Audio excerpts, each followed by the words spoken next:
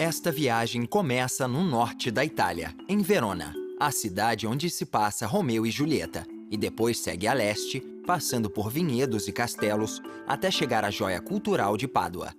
Depois, continua a leste, atravessando o Canal de Brenta e a Lagoa de Veneza, até a cidade homônima, uma das mais famosas do mundo e com mais de 1.500 anos de história. No norte de Veneza está o contraforte sul dos Alpes e uma série de vilas históricas perto de Asolo. A jornada termina em Vicenza, o lar de um dos grandes arquitetos renascentistas tardios, cujas construções na cidade influenciam o mundo todo há séculos.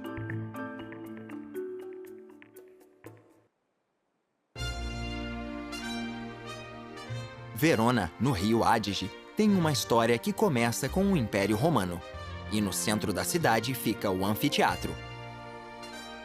Também chamado de Arena, é um dos anfiteatros mais bem preservados da época romana. Foi construído no século I depois de Cristo e tinha capacidade para 25.000 pessoas, que iam assistir aos gladiadores lutarem até a morte. A arena está tão bem cuidada porque no século XVI o povo de Verona percebeu sua importância e decidiu restaurar e preservar o edifício.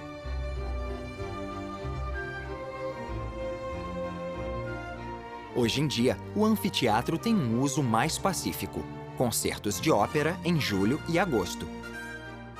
O público se acomoda em assentos de mármore, então uma almofada bem fofa é um ótimo recurso para produções mais longas. Praticamente todo lugar de Verona tem uma história importante a ser descoberta.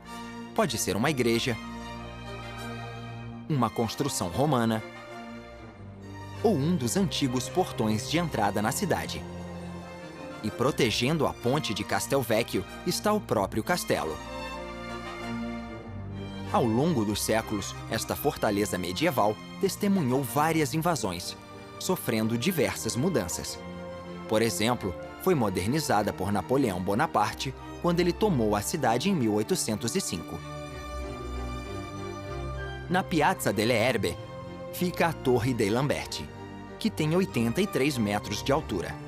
A construção começou em 1172 e no topo encontram-se os sinos Rengo e Marangona, que datam do século XV e ainda ressoam pela cidade.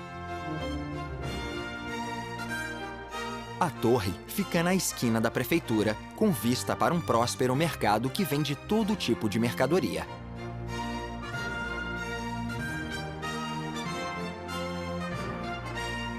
Quase tão alto quanto a Torre dei Lamberti é o Campanile, ou campanário, da Catedral de Verona. O trabalho começou no século XVI e só terminou 400 anos depois.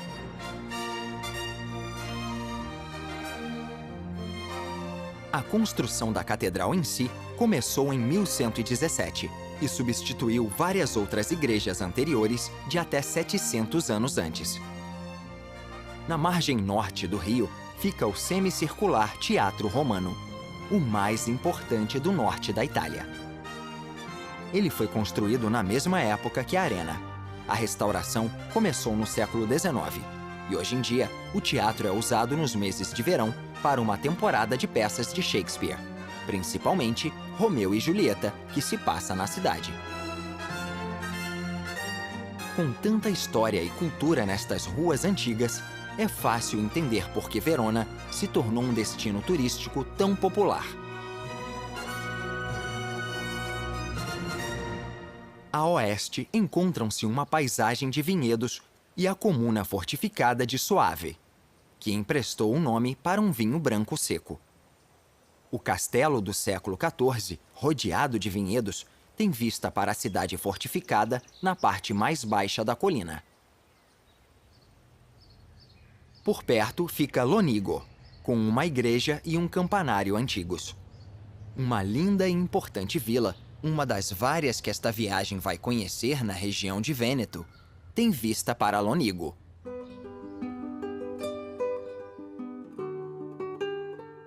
Esta é a Vila La Rocca, construída para a rica família Pisani no início do século XVI.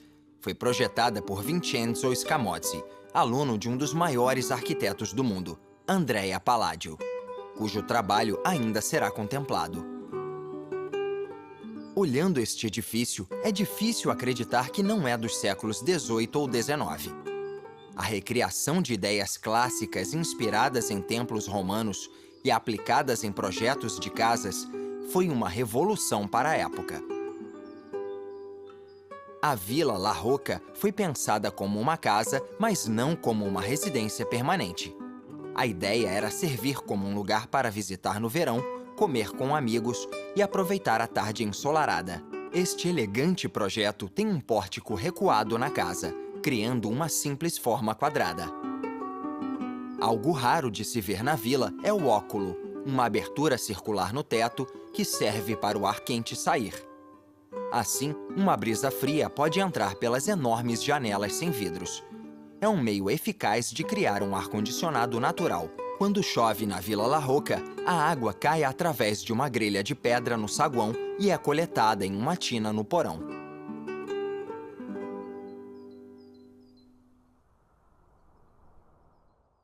A 30 quilômetros a leste fica Pádua, a cidade mais antiga do norte da Itália e um dos grandes destinos culturais e artísticos da Europa. Trabalhos de alguns dos grandes artistas do Renascimento ainda podem ser encontrados em várias igrejas de Pádua, inclusive na catedral. A construção da Basílica de Santo Antônio de Pádua começou em 1232, um ano depois da morte do padroeiro da cidade. O edifício tem uma mistura de estilos devido a sucessivas reconstruções, mas a sensação que a cúpula passa é de uma arquitetura bizantina. Outro telhado surpreendente é o do Palazzo della Ragione, a prefeitura de Pádua, que supostamente tem o maior telhado sem suporte de colunas da Europa. O prédio inicial, que começou a ser construído em 1172, tinha 3 telhados. No século seguinte, o telhado único substituiu os anteriores e ainda permanece em uso 7 séculos depois. O Prato della Valle é uma das maiores praças da Itália. Construído no século XVIII, é um lugar que o povo de Pádua adora para se encontrar e passear. Saindo da cidade a leste, fica o Canal de Brenta, que liga Pádua ao mar. Durante um trecho, ele corre do lado de enormes vilas, construídas pelos ricos nobres de Veneza que queriam escapar do calor e do fedor da cidade durante o verão. Uma das mais grandiosas é a Vila Pisani, construída no início do século XVIII. A parte principal da fachada da casa foi feita para impressionar e fica em frente a uma curva no canal. O estilo é o barroco, com todos os detalhes arquitetônicos em estátuas, pilares e ornamentos. Atrás da casa, os visitantes se impressionam com um longo canal que dá em outro incrível prédio barroco, que, na verdade, serve para disfarçar um celeiro comum.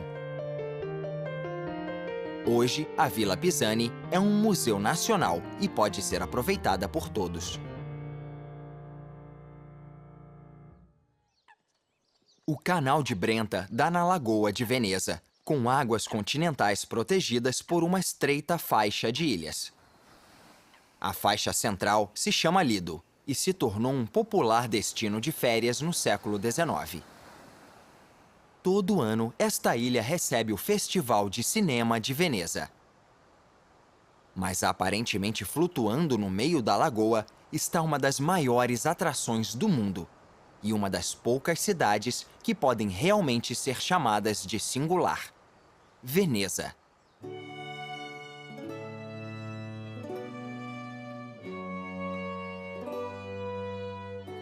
Um escritor russo do século XIX escreveu o seguinte quando visitou Veneza: construir uma cidade onde é impossível é loucura por si só, mas construir uma das mais elegantes e grandiosas cidades onde seria impossível é uma loucura genial.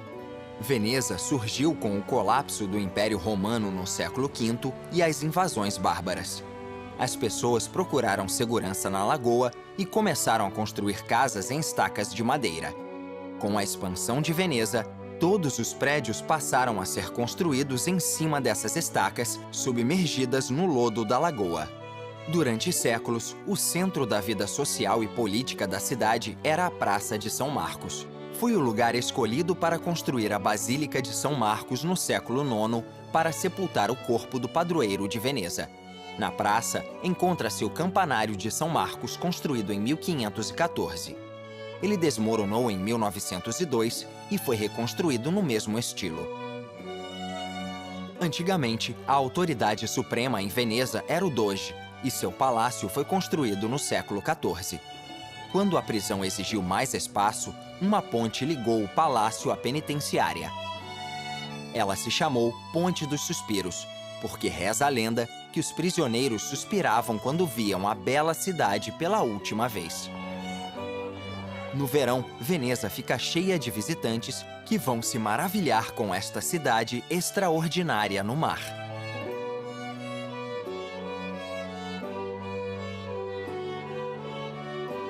O turismo é importante para a economia de Veneza desde o século XVIII, graças à sua arte e sua arquitetura. Naquela época, a cidade recebia poucos milhares de visitantes por ano. Hoje, mais de 7 milhões chegam de avião no aeroporto Marco Polo, no lado norte da lagoa. Alguns turistas vão de trem, que chega à estação construída em 1924. É um dos prédios modernos da cidade. Como não há estradas em Veneza, apenas canais, o único meio de transporte da cidade são barcos. As pessoas usam ônibus e táxis aquáticos. Ambulâncias, viaturas e caminhões de bombeiro também são barcos. Toda a entrega na cidade é feita por via aquática. Pode parecer caótico, mas o número de acidentes é surpreendentemente baixo. Entre tantos barcos está o mais famoso, a gôndola, que é conduzida pelo gondoleiro. No século XVII, havia mais de 10 mil, mas hoje em dia o número caiu para 400. Os gondoleiros precisam conhecer a história de Veneza e saber conduzir a embarcação nos espaços estreitos dos canais. A via mais movimentada da cidade é o Grande Canal, com sua forma em S, que provavelmente acompanha a do antigo rio que corria nos pântanos. Nas margens do canal de 4 quilômetros encontram-se mais de 170 prédios, a maioria construída entre os séculos XIII e XVIII. Grande parte desses palácios foram construídos para exibir a riqueza e o status do proprietário, porque cada um custava uma pequena fortuna. Até o século XIX, só a ponte de Rialto atravessava o Grande Canal. A ponte atual foi construída em 1591 e tem 2 fileiras de lojas. Foi previsto que ela desmoronaria, mas ela continua firme há 400 anos. Nos distritos principais de Veneza há mais de 100 igrejas, muitas das quais são obras-primas arquitetônicas.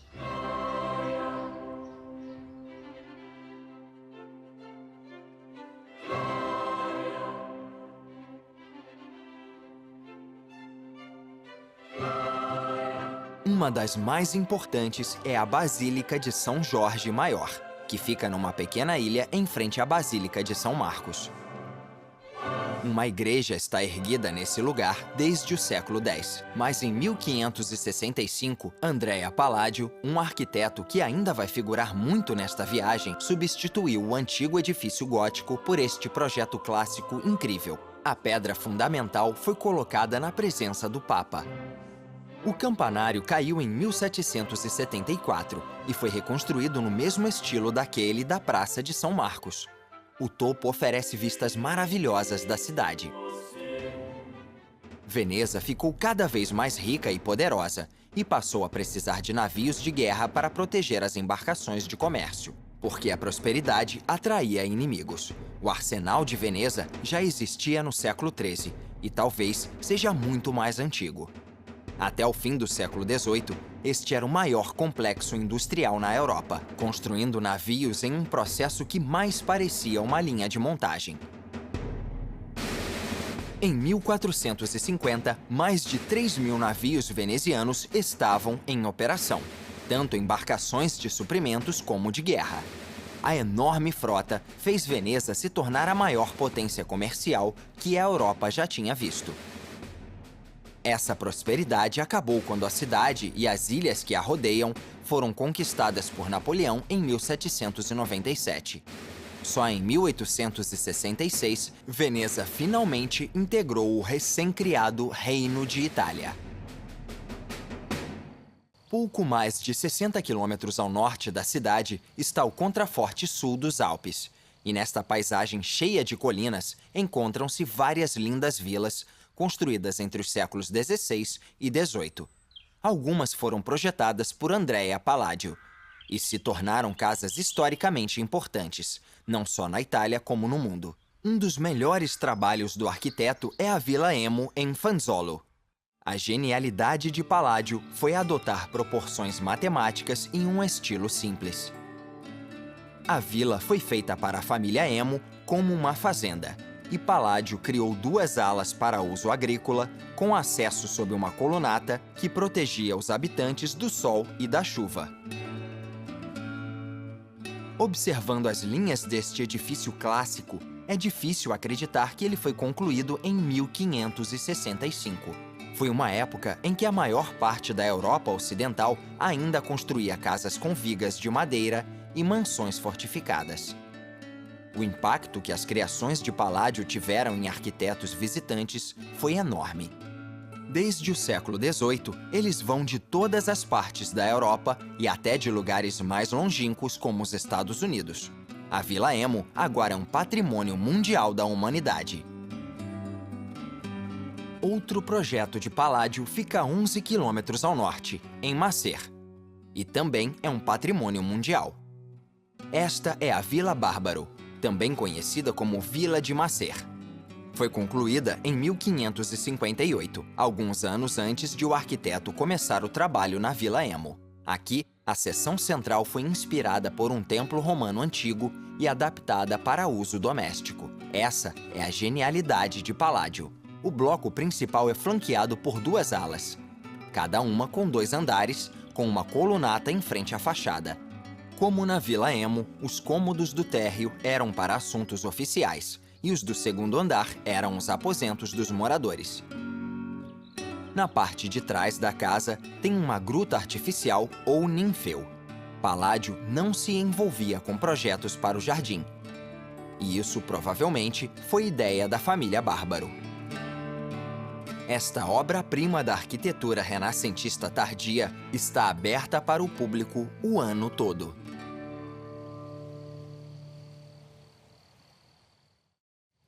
Um dos melhores escultores neoclássicos do século XIX foi Antonio Canova, que nasceu em Possagno, no contraforte dos Alpes. Perto do fim da vida, ele voltou para sua cidade natal e, em 1819, começou a construção deste templo neoclássico como uma igreja cristã. Sua inspiração veio do Panteão Romano, que começou como um templo pagão e se tornou uma igreja cristã. O pórtico foi baseado no Partenon, na Acrópole em Atenas. Dessa forma, Canova exaltava 3 grandes categorias: as artes cristã, romana e grega. Ele não imaginava que sua criação viria a se tornar seu próprio mausoléu. Canova morreu em 1822 e seu corpo foi enterrado dentro da escultura. O trabalho neste incrível templo neogótico continuou, e ele ficou pronto em 1830.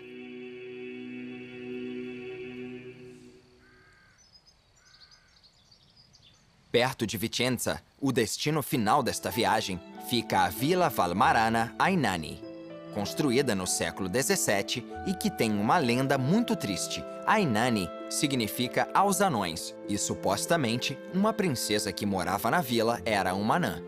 Os pais, achando que estavam fazendo uma gentileza, contrataram criados anões e mantiveram a filha longe do mundo exterior.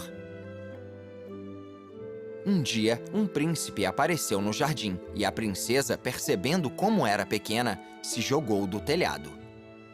Os criados ficaram tão consternados com a morte dela que ficaram literalmente petrificados de luto e agora vigiam os muros da vila.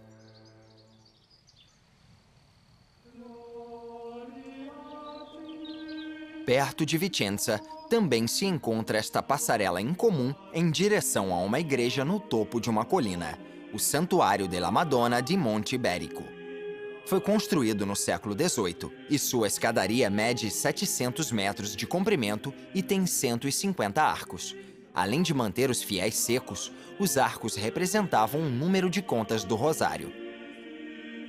Em um acordo bem moderno de marketing, os arcos foram patrocinados, e cada um tem o nome de um indivíduo ou organização.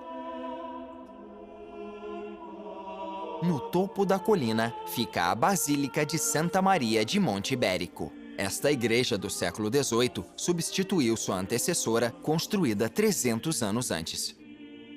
Diz-se que a Virgem Maria apareceu nesta colina em 1426 e prometeu que se o povo de Vicenza construísse uma igreja, ela os salvaria da peste.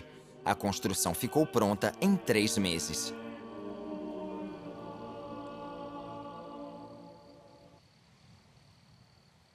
Durante séculos, Vicenza ficou conhecida como a Veneza do continente, graças à sua herança artística e arquitetônica.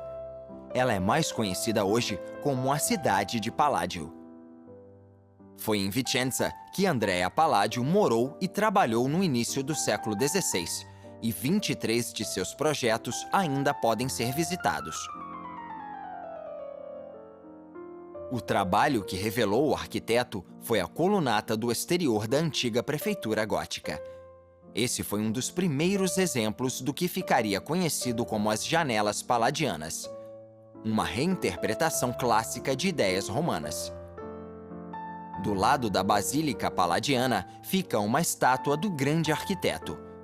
Seus projetos podem ser encontrados na maioria das ruas, e alguns se destacam como o Palazzo del Capitaniato, construído para o líder militar da cidade em 1571.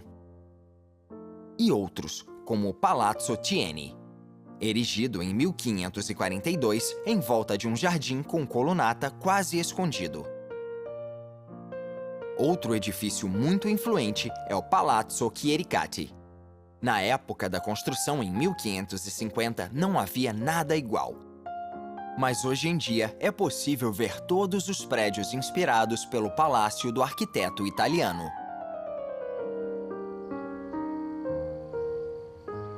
Mas um dos trabalhos de Palladio é muito mais influente que todos os outros.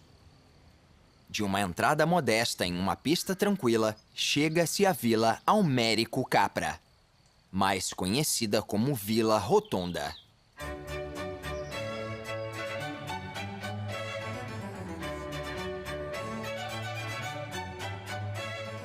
Esta casa deve ter inspirado outros 1000 edifícios, mas Palladio se baseou do Panteão em Roma. Ele adaptou o projeto para incluir 4 pórticos, porque, nas palavras dele, todos gostam de vistas lindas nos 4 lados. A casa é quadrada e tem um saguão central redondo aberto para os 4 lados. A construção começou em 1567, mas nem Palladio nem o dono, Paolo Almerico, viram a obra completa.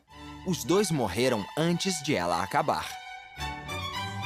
Seu assistente de longa data, Vincenzo Scamozzi, supervisionou a construção da vila, incluindo a cúpula com um óculo, mas que agora uma cúpula colocada em outro século encobriu. A visão de Palladio de um passado clássico, adaptado para a vida doméstica, chegou à perfeição neste projeto. Ele passou a ser considerado um dos maiores arquitetos do mundo. E suas casas, principalmente a Vila Rotonda, são uma fonte de inspiração para arquitetos desde então. É o lugar perfeito para encerrar a jornada.